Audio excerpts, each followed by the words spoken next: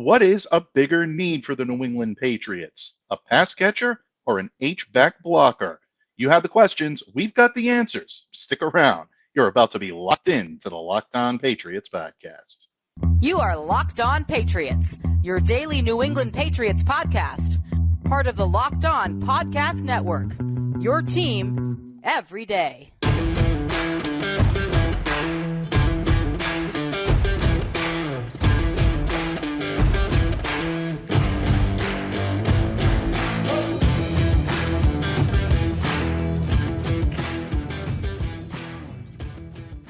Hello to all of you Foxboro faithful. Thank you once again for making Locked On Patriots a daily part of your New England Patriots coverage. Don't forget that we are a proud part of the Locked On Podcast Network, your team every day. So subscribe or follow for free on YouTube or wherever you listen to podcasts to get the latest episode as soon as it's available.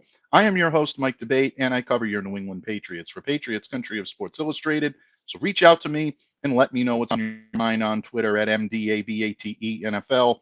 While you're out there showing some love to the Twitterverse, please be sure to follow the Locked On Patriots account as well at LO_Patriots. Pats fans, today's episode is brought to you by FanDuel Sportsbook, official sportsbook of the NFL. Make every moment more. Visit FanDuel.com/LockedOn today to get started. Pats fans, thank you for joining me here on this Monday episode. Special shout out, as always, to all of you Locked On everydayers out there. Hope you all had an amazing weekend. You make Locked On Patriots possible, so my unending appreciation to you. Honored and humbled, as always, by your support. And today on the pod, folks, our good friend, that Count of Murphy Fisto himself, Thomas Murphy of E2GSports.com, drops by, and he's going to help me open the Locked On Patriots mailbag. That's right, folks. It's hashtag Mailbag Monday. And we've got some great ones. The first question surrounds the Patriots' needs to trade for a receiver or a pass catcher. Do they need to do that, or are they going to stick with the status quo? Receivers continue to be a hot topic throughout the fan base, and we will tackle that one today for you. In addition, we also field a question on the Patriots' blocking game and who on the roster might be able to fill the role of H-back or an extra blocker / offensive weapon. Usually it's a tight end, but it doesn't always have to be. Who might get the nod? We'll keep it here, folks, to find out. It's always a ton of fun when Murph drops by, and we all hope that you will join us on today's voyage. But before we open up the mailbag, OTA are underway in Foxboro at Gillette Stadium. Players are arriving for the third phase of off-season workouts, and one of those who will not be among the players out there on the field this week and next is offensive guard Michael Onwenu. Per a Sunday morning report from ESPN's Mike Reese, Mike's absence apparently stems from undergoing off-season surgery for a lingering ankle injury that he suffered last season. And not much else is known about the injury right now, except to say that the injury is not expected to sideline him indefinitely, but it's still unclear as to how much of the off-season Michael Onwenu is going to miss. Now, the media is going to be present for the OTA session on Thursday, so keep a sharp eye and ear on Locked On Patriots for the very latest. You can bet that is going to be a subject that will come up. But bottom line, the Patriots on the field are definitely going to miss Big Mike. Since joining the Pats as a sixth-round draft choice, number 187 overall in 2022, Mike has been one of the Patriots' most durable offensive linemen. He played nearly every offensive snap for New England in 2022, until suffering that injury in the fourth quarter of the Pats' 35-23 season-ending loss to the Buffalo Bills. Buffalo's defensive lineman, Daquan Jones, landed on the back of his legs. That took him out of the game, and it caused him to miss only his last 6 snaps of the season. Other than that, Michael Onwenu was a true Iron Man. Onwenu's rookie contract is set to expire at the end of the season, and a lot of people are wondering whether or not he's going to test the free agent waters. We can definitely guarantee that if he does, he'll command a hefty salary on the open market. So keep a sharp eye out there, folks, because the market for Michael Onwenu could get interesting. But for right now, we just hope he's going to be okay and on the field. A massive lineman, excellent length. He's at his best when it's overwhelmed defenders in the run game and anchoring well to protect the passer. It's a very rare occasion when he's bypassed on a block or that he's easily beaten on a block. He was a highly touted right guard coming out of Michigan, And he did try his hand at right tackle and left guard during his 2+ years with the Pats so far. He's found his niche at his current position, much to the satisfaction of Bill Belichick. And Belichick said it last year when he saw the prowess that Michael Onwenu brings to the table as a right guard, filling in for Shaq Mason, who did the position so well for so long here in New England. And he said, that's what we've tried to do since we've drafted him. That's where we like to play him. He's built to play guard. He's comfortable playing guard. He's got a really good skill set there. And he is. Pro Football Focus had him ranked as one of the highest rated guards in the league last year once again. And he continues to be a darling of PFF for good reason. Now, there were a lot of offensive line struggles last year. And I know a lot of you are not high on the offensive line production from 2022, but you can't necessarily put that on Michael Onwenu's shoulders. If there was a bright spot last year, and there weren't many, I will give you that, Michael Onwenu definitely was. A lot of people have thought that because he's so good, no matter where the Patriots have lined him in the past, that there might be a chance that they may move him back to offensive tackle. He played 600 snaps at right tackle during his rookie season, and he also played 276 at right tackle in 2021. So there is a strong sample size of Michael Onwenu playing the tackle position, but I don't think they're going to move him. I'd be very surprised if they did. You get the additions of Riley Rafe, Calvin Anderson. Neither one of these are franchise-saving players, but they are going to give you solid play at that position. And I think Connor McDermott's going to get a chance. Most likely, I don't think you'll see Michael Onwenu on the field during OTA. Minicamp might be up for discussion at this point, but ultimately, it wouldn't surprise me to see him sit out the remainder of the offseason program and then start fresh in training camp. Again, folks, that is just my opinion. That's not a report. That's not what I'm hearing. Patriots are once again being very tight-lipped here, so we're kind of going off of what we feel. But if that is indeed the case, then we certainly wish Mike a speedy recovery and hope everything continues to work out well. Pats fans, Murph is ready to join us in just a minute, and the mailbag, of course, is ready to be opened. We're ready to take your questions when this episode of the Locked On Patriots podcast continues. But first, folks, today's episode is brought to you by our good friends over at FanDuel Sportsbook.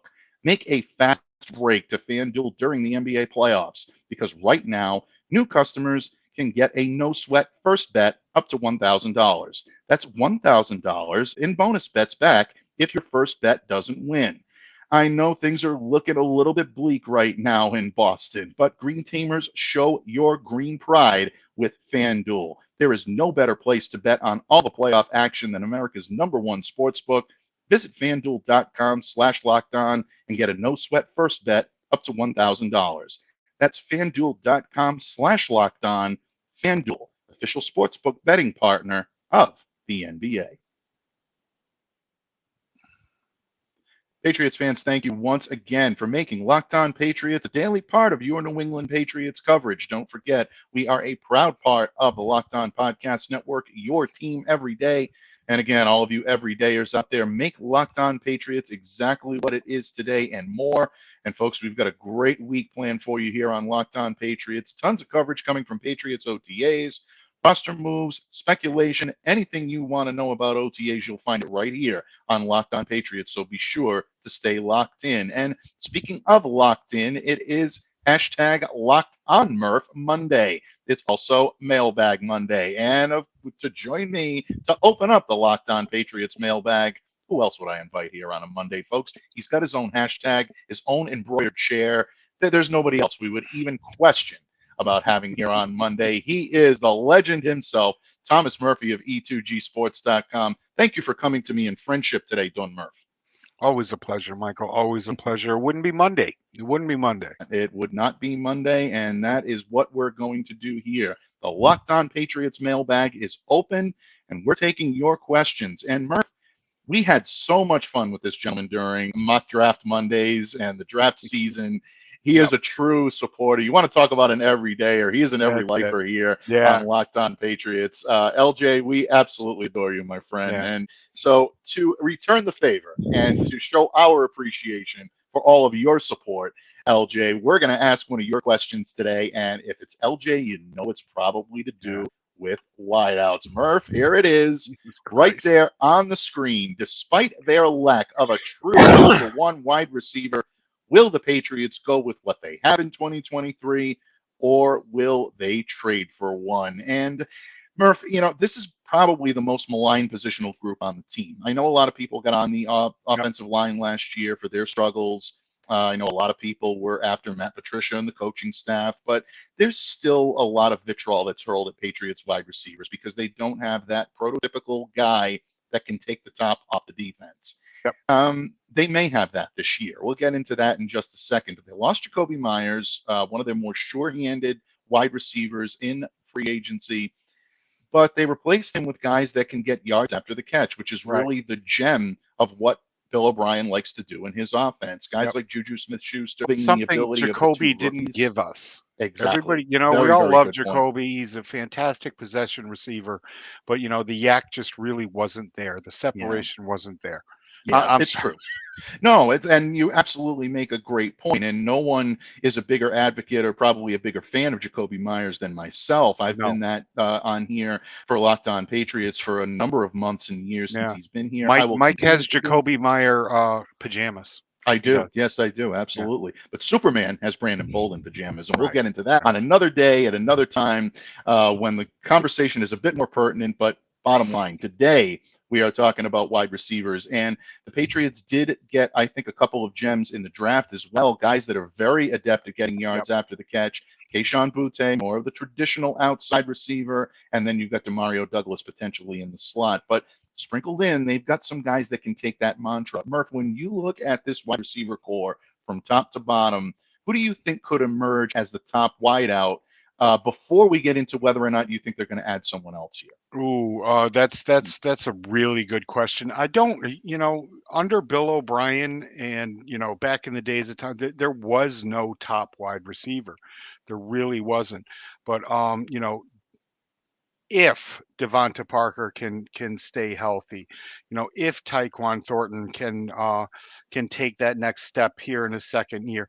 But at the end of the day, really, it's the person that everybody's trying to ship the hell out of here, and it's Kendrick Bourne. He's got the tools to do it.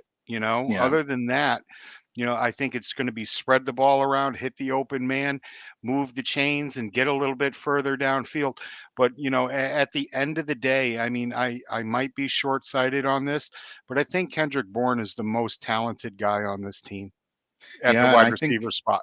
Yeah, and you make a very good point about Kendrick Bourne. We actually talked a little bit about him on Friday when the subject came up. And one of the things that I think people are forgetting that Bourne is so good at, or that he does have so much of in his repertoire, is versatility. This is a kid that can create separation. He's not going to separate a la guys like Tyreek Hill or, Justin Jefferson. He's not going to find that type of separation. But what he can do is run a crisp route when they need him to do it. But he can also find ways to get open and be effective in the slot. So if you want a guy that can be a perimeter threat, a slot threat, and someone that can get you the separation, but also sure-handedness at the point of catch, he can do it. And I think you're going to see that this year. I think one of the reasons why the Patriots wide receiver core did not live up to expectation last year is because they left Kendrick on the bench a lot more than they should have. You can go into all the conspiracy theories you want about why that was the case, folks. We've talked about it several times here, but bottom line, Kendrick Bourne needed to see the field more than he did in 2022, and I think he will in 2023. One guy that's always been intriguing to me, Murph, since the day he walked in here is Devonta Parker. His first season in New England, 47 passes, 3 of which went for touchdowns, not necessarily the type of numbers you would expect from him. Devonta is not a guy that's going to create separation or give you yards after the catch. So I worry about that a little bit in a Bill O'Brien offense. But if you're talking someone that can catch at the point of attack and maybe get down the field to give you some yardage that way, I think he could be effective. What do you look for from Parker this year? Is it more of the same, or do you think that he could blossom a little bit more under Bill? There's more there. There's more to be had. There was a lot left on the field last year because at the point, when Parker was on the field last year, which has been the knock, and what, we heard from our friends down there in Miami is him staying healthy. If he can stay healthy, if this offensive line solidifies in a way that it didn't last year, you're going to see a lot more out of Devonta Parker this year than you did last. I'll guarantee that. Yeah, without question. And, bottom line, when you have other receivers around you that are being productive and that are commanding the attention of opposing defenses, it's Yep. going to make every aspect of what you do better, and it's going to make the players around you better. One of the big knocks that we heard on the Patriots last year is that they had no one on this team that team's game plan for. Right. And I think that will be different this year. And I think maybe a couple of the additions they've made, maybe even a tight end addition that they've made. We talked about Mike Gesicki last week. He could be someone that could be game planned for as well because of his versatility in pass catching. One of the more prolific pass catchers, I think, on this option. But bottom line, LJ's question does have a second part, my friend, and that is whether or not the Patriots may look to remain status quo, or Yep. if you think they're still in the market for a wide receiver via trade. Specifically, I think LJ's talking about a number one, or at least a number one caliber.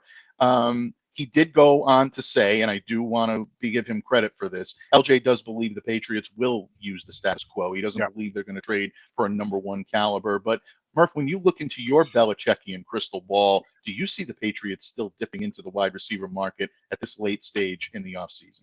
Sure, Antonio Brown's still out there. Thank you very much, folks. Good night. We're closing up the mailbag. No, I'm kidding. Okay, this is it. What you see is what you get.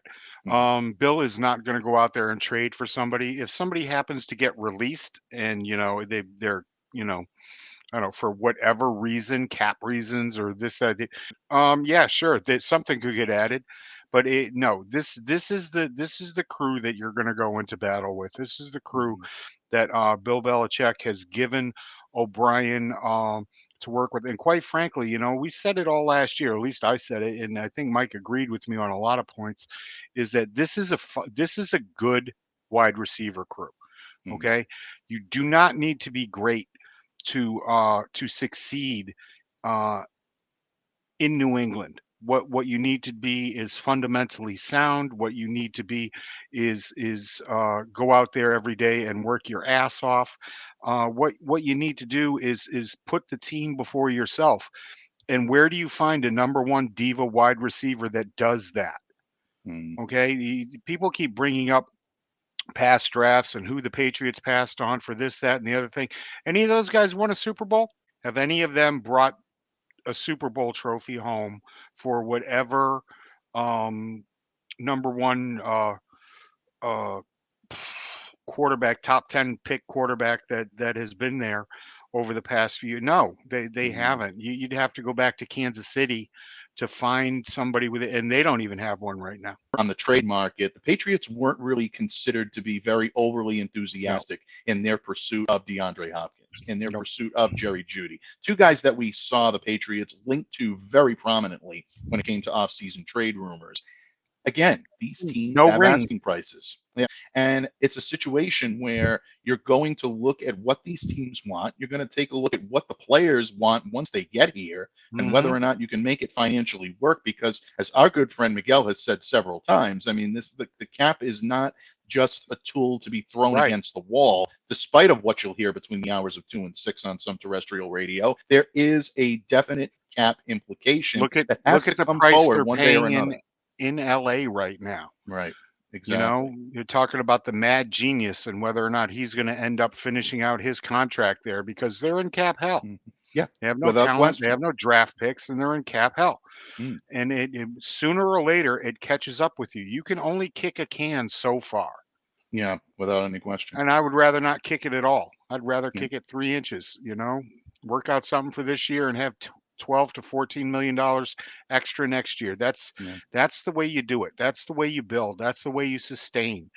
And quite frankly, just stop it. We're never going to see what we saw over the past 20 years here.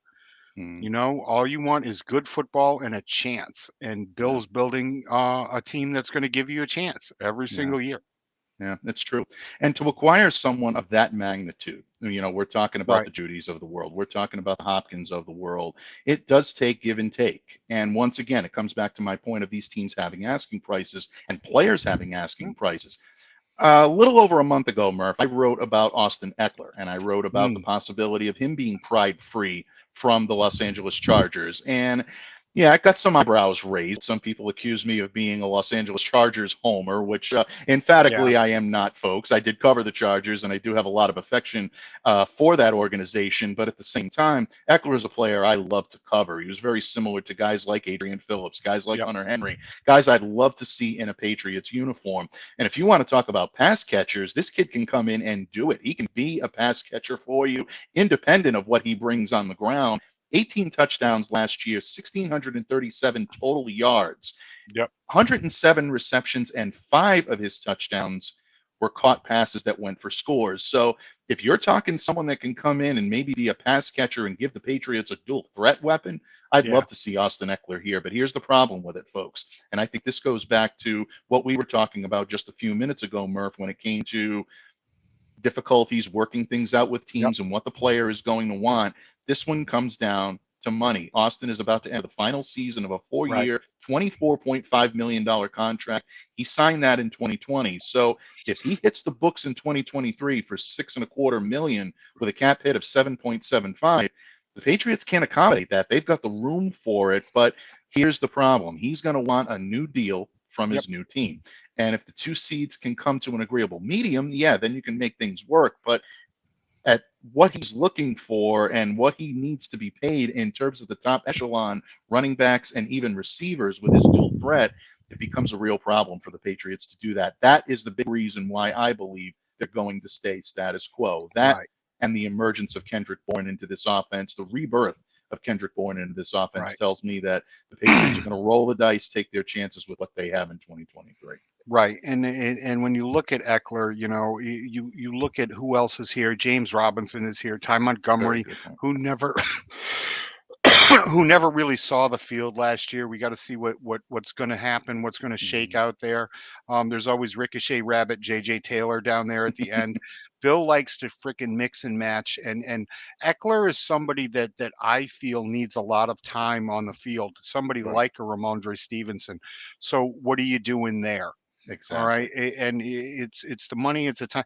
I don't think Austin Mhm. Eckler's going anywhere. I Yeah. really don't. I think he's going Yeah, to I don't stay believe so right either. where he is. They're going to figure it out, and once just like Mike said, it's the price you have to pay to bring the guy in here, and then the price you have to pay to keep him. How often does Bill give second contracts to wide receivers? I mean, to Mhm.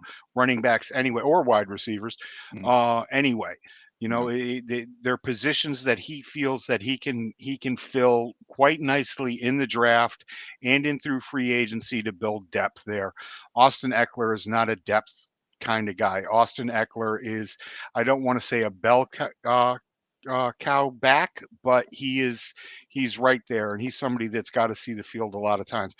I would rather have Ramondre on the field for those snaps. Yeah, and when you're looking at a Just me. Patriots fit, absolutely. And I agree with you. As dynamic as Austin can be, Yep. he is a focal point of your offense. No matter what offense you Right. run, you're going to want to run a majority of what you do through Austin Eckler. And because of that, and because of the And way the sometimes it's a Patriots are built, detriment. it's just not a fill. Yeah, It is sometimes it is. sometimes when a back needs that kind of time and needs that Hmm. many touches, it's a detriment to your offense. And yeah, Yeah, I am wholeheartedly on that page. Ramondre Steven is not a detriment to this offense. He's a plus yeah, without because he question. doesn't And he doesn't need those touches. He's yeah, he's on the field, absolutely. but he doesn't need those touches to be effective. Yeah, and to bring it back full circle, you look at the wide receivers on this roster and you look at what Right. they bring to the table, and then you look at guys like Hopkins and Judy who do become your instant number one. You put either one of those guys on this Yep. roster, folks, I am not denying that. They instantly become your number one, but then how do you tailor make the rest of the offense around them? And then how do you keep them in a Patriots uniform beyond 2023? If you're going to Right. mortgage the present to pay for the future, you better be sure that that return on investment is going to give you something. And I think the Patriots looked at it this year and said, you know what, based on what we're seeing, based on what these guys can bring, and based on what we have in this locker room, again, I like our chances in this season. So, I'm just he wants to clone Stanley Morgan Sr., I'd be mm, happy to do it. Other than that, no, I'm done. should be in the Hall of Fame. Should Yeah, really, I really should be be in in the the Hall of Hall of Fame. Fame, man. Yeah, folks, that's a conversation maybe for Yeah, another day. Maybe we can yeah. get that one in here We'll get a on panel. Mailbag We'll get a Monday. panel together. Yeah, of, absolutely. so somebody can explain to all of us why Stanley Morgan isn't in the Hall of Fame. Oh yeah, absolutely. Would love to see it. But Murph, we are not done yet with the Monday mailbag. LJ, we No. thank you for a great question, and it sparked a great conversation. Murph and I definitely going in depth into that one, and that's what the great thing about your questions here on Locked On Patriots. But Murph and I are actually going to talk a little bit of tight endage. We're going to talk a little bit of maybe running backs. We're also going to talk a little bit of offensive line. If we're combining all three of those, folks, the term H-back is definitely possible to make a presence here on Locked On Patriots in just a moment. Murph and I will continue with the Monday mailbag when this episode continues. Patriots fans, thank you once again for making Locked On Patriots a daily part of your New England Patriots coverage here on Locked On Patriots. And joining me, as always, is the Count of Murphy Fisto himself, the legendary Thomas Murphy of E2Gsports.com. Murph, the mailbag is wide open. It is hashtag Locked On Murph Monday. We're having a blast so far, talking pass catchers. We even dropped a little Austin Eckler. When I can talk a little Chargers, I'm always a happy guy. But we're going to talk about a subject that I think is polarizing for the New England fan base. And I think one of, dare I say, maybe the most misunderstood parts of what this team does on the field. Because we hear these acronyms, we hear these terms an awful lot. And I think in a lot of ways it does it a disservice in terms of what their job is and how the Patriots like to deploy it. And that is the H-back, the tight end / fullback role that is played here on the New England Patriots roster. And our good friend, a true longtime supporter of the show, one of the great supporters on Twitter and on YouTube as well. He is Warriors to Patriots, found at Rochester Pats on Twitter. And he says, when the time comes, who is the best person to play the fullback or H-back role in the Patriots offense currently on their roster? And this one got me thinking an awful lot, Murph. And I think before we answer this question, let me just go ahead and clear up here, folks. If you're wondering what the H-back role is. Thank you. The H-back role is a hybrid between a tight end and a fullback. The H-back is used mostly to block, but it can also be used to catch passes. You can even see them carrying the ball out of the backfield from time to time. Think of maybe a little bit more of a sizable or active Jakob Johnson, or really, if you want to go back to it, I think James Devlin fit this role extremely well. Yeah, they want to get a mix of skills between a tight end and a fullback. They'll line up outside of the offensive lineman.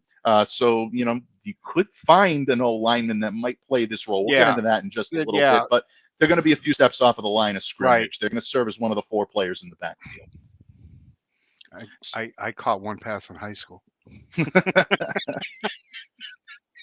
Folks, 10 points for anyone that can get video footage of that. We would love to play it here on Locked On Patriots. See Murph in action. Freshman year against Woodrow Wilson. Freshman year against Woodrow Wilson, and it went for 11 yards and a first down, and I was the toast of the town because it was the first time we had beaten Woodrow Wilson in like 11 years. And I'd love to see it. I think we all would love to see it, folks. If you'd love to see it, drop a hashtag MurphTD in the comments section below on YouTube or on Twitter, and we'll do our best to make it happen. But no, we'll recreate it was at an H-back. I was the round guy who ended up being the center, but at the time I was a right tackle my freshman year, and coach drew this play up, and I got him a first down. And he got him. Absolutely.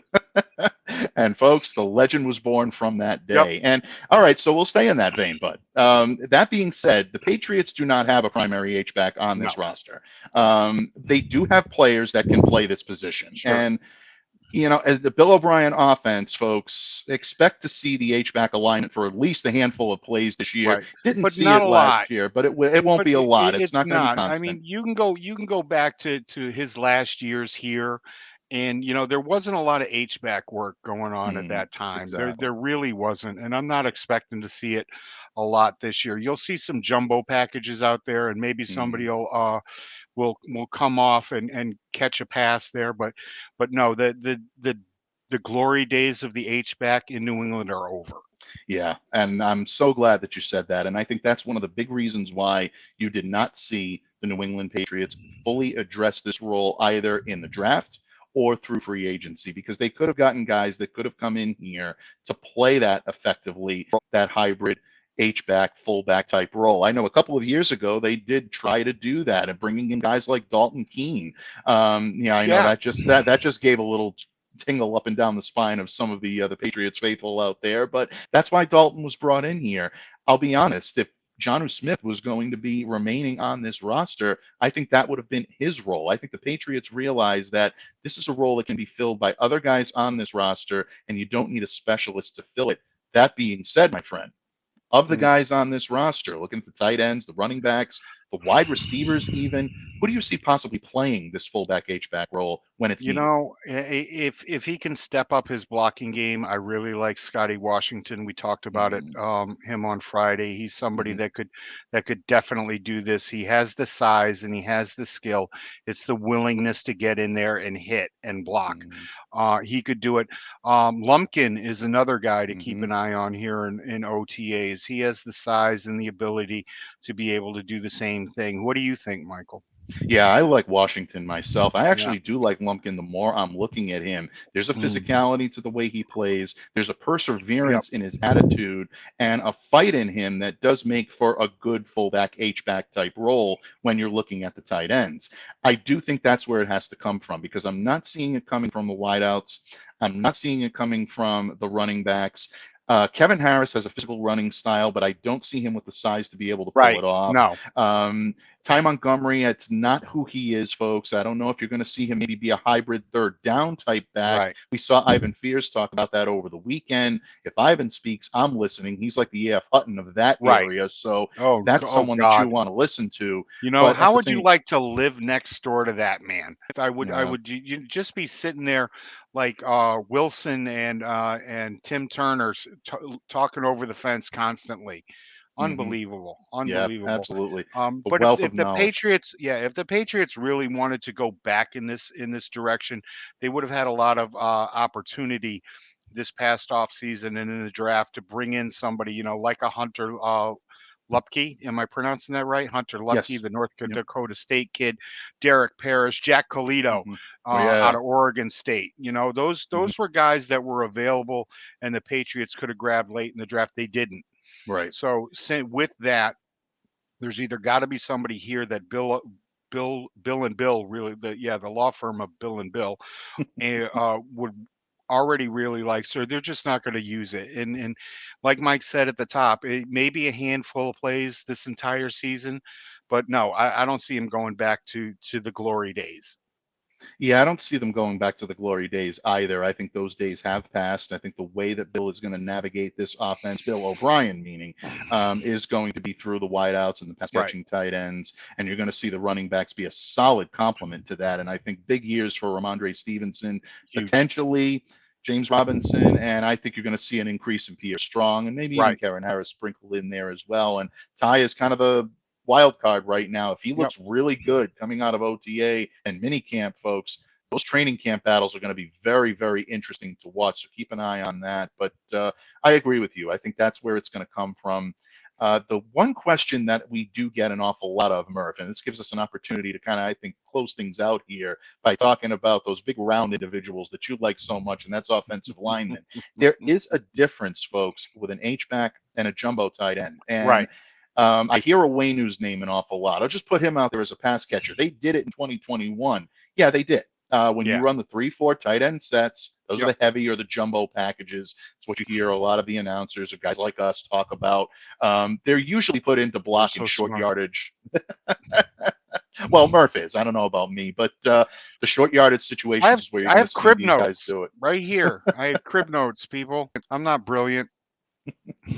The jury is still out on that one, folks. I happen to think he is, but you know what? Conversation for Mm, another day. Is Murph brilliant? The next question that we'll bring up here on Locked On Patriots Monday Mailbag. Not kidding.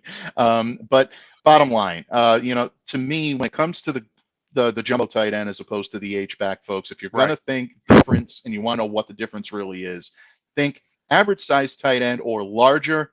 That's a jumbo tight end. There That's you an go. offensive lineman. Average size tight end or smaller, that's an H back or a fullback. Similar, but the H-back or the fullback can be used more as an offensive weapon. Really, the jumbo is mostly used as a decoy, unless you're Mike Vrabel and you're just absolutely unbelievable at catching touchdowns. But bottom line, folks, yeah, when that happens, you have to notify the referee you're eligible as a like receiver. six receptions, and they're all for touchdowns or something like that. Unbelievable. Imagine it all started with him and Drew Bledsoe yeah. fooling around one day before Yep. practice, and it kind of blossomed into that. And Charlie Weiss caught onto it, and we'll be inducting Mike into the Patriots Hall of Fame in the coming weeks in Foxboro. So that's going to be a fun one. But bottom line, folks, that's really the difference there. If you're thinking an offensive lineman is going to take on this role, it's not the role of a lineman, especially the one of a size of Michael Onwenu. Now, I do believe you'll see him in jumbo tight end packages this year. I just don't conjure up the image that a larger size tight end could play the H-back effectively. I think the only guy that would have been able to do that, who is not named Rob Gronkowski, would probably have been Murph's guy, Darnell Washington, if the Patriots had brought him in. Such is Murph. I didn't mean to end on such a sour note, my friend. I know it's tough. I didn't mention Deuce Vaughn though. No, you didn't. Thank you. Until just then. I'm gonna go weep in my bedroom now. All right, so that's a Brandon Bolden mention, that's a Darnell Washington mention, and that is a Deuce Vaughn mention. Yep. I will be flying solo here next Monday and probably for the next few weeks while Murph tries to forgive me for all that. No, I'm kidding. I am kidding. I'm sorry, my friend. That's okay. That's all right. Well, I have done to make it dream. You're so disrespectful. There's some great questions this week, folks. There really were, and it was hard to whittle them down. So please keep them coming in. Keep our DMs filled, our Twitter lines filled, because we really enjoy this, and we wish we had another half hour to go over the rest of them. Without question. Absolutely, folks. The questions that come in from Mailbag Monday are really, really insightful. They're thought-provoking, and in a lot of ways, they're entertaining, and they allow us to be able to torture Murph a little bit, which we love here on Locked On Patriots, but it also allows us to interact with you. So please keep them coming. We're going to continue this on through OTA, through minicamp, through training camp. It's a great opportunity for all of you to get involved and keep Mondays interactive here on Locked On Patriots, and we love to do that. But most of all, on Monday, I'm always honored and always privileged to welcome my good friend, the Count of Murphy Fisto, in each and every Monday to talk Patriots football and to be able to absorb his wisdom and counsel the way only he can lend it. But before we take our leave for the crowd today, please let everyone know where they can find you, absorb all of your great work, whether it be pen to paper or voice to microphone from Thomas Murphy. Yeah, you can catch me at e2gsports.com. You can find me on the Bird app, Mark Schofield credit, at TMurph207. And of course, tomorrow we're back with One Patriots Place. Classy Claire's off the IL. She's off the DL. She's back in her chair. And we're bringing you Phil A. Perry tomorrow from NBC Sports Boston. Great to hear about Classy Claire. We are definitely waiting with anticipation for her return here to Locked On Patriots. We've really missed her the last couple of weeks, and we're definitely looking forward to getting her back on these airwaves. But most importantly, we want to see her get better. So, folks, stay tuned. Keep a sharp eye out to find out if Claire will be on this week. But in the meantime, definitely check out her on One Patriots Place with our good friend Murph. And, of course, anytime you can snag a guest like Phil Perry, you're doing something right. One of the true great guys and one of the best in the business. But in the meantime, folks, please keep it here to Locked On Patriots each and every day this week for OTA coverage and the very latest coming from Foxboro. Continue to stay safe and stay well and be the change that you wish to see in the world. On behalf of my good friend, the Count of Murphy Fisto himself, Thomas Murphy, I'm Mike Debate. Have a great day, and we'll see you again right here tomorrow on Locked On Patriots.